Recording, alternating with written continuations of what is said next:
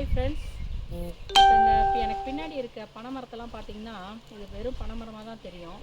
இந்த பச்சை கிளிகள் பார்த்துருக்கீங்களா? நம்ம பச்சை கிளின்னு சொன்னோடனே ஜோசியம் பார்க்குற கிளின்னு தான் நம்ம நினைப்போம்.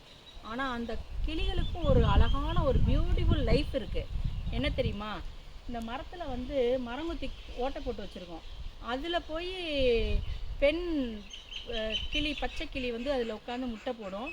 ஆண் பச்சை கிளி இரையை தேடி கொண்டு வந்து கொடுக்கும். எந்த பச்சை கிளி பொந்துக்குள்ளே உட்காந்துட்டு தலையை வெளியில் நீட்டிகிட்டு இருக்கோ அது அடக்காக்குதுன்னு அர்த்தம். கிளி வந்து எந்த கிளி பொந்துக்கு வெளியில் இருந்து முகத்தை உள்ளே நீட்டிக்கிட்டு இருக்கோ அப்போ குஞ்சு பறிச்சிருச்சு, அந்த குஞ்சுக்கு உணவு கொடுக்குதுன்னு அர்த்தம். அந்த மாதிரி இந்த கிளிகளுக்கெல்லாம் ரொம்ப சந்தோஷம், ஹாப்பி ஆகிடுச்சின்னு வைங்களேன். வானத்தில் அப்படியே வட்டமிட்டு பறக்கும், சந்தோஷமாக இருக்கும். அதோடு பார்த்திங்கன்னா எதை பற்றியுமே கவலைப்படாது. தான் குடும்பம், தான் குட்டி, தான் பிள்ளைகளோட சந்தோஷமாக அதுகளோட கொஞ்செல்லாம் பார்த்திங்கன்னா அவ்வளோ இனிமையாக இருக்கும்.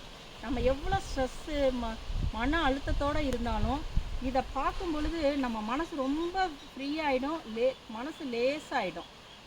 அதனால் நம்ம எவ்வளோ ஒர்க்கு டென்ஷன் எவ்வளவு இருந்தாலும் சரி, இந்த மாதிரி ஒரு இயற்கையை இப்படி கண்ணில் பார்க்கும் பொழுது நம்ம ரொம்ப ரிலாக்ஸாக இருப்போம். மைண்டு ரொம்ப காம் ஆகிடும். எந்த டாக்டர்கிட்டையும் போனால் மருந்து மாத்திரையும் சாப்பிட வேணாம், ரொம்ப ரிலாக்ஸாக இருக்கும்.